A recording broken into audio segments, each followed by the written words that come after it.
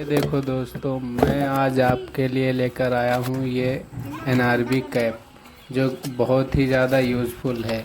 जिसको आप ड्रेन के पाइप में लगा दें और इसको लगाने के बाद ना आपके घर में एक भी चूहा आएगा, ना एक भी कॉकरोच बाहर से आ पाएगा। ये बहुत ही ज़्यादा यूज़फुल है और ज़्यादा कॉस्टली भी नहीं है, सस्ता ही है। इसको आप आसानी से मार्केट में ख़रीद सकते हैं।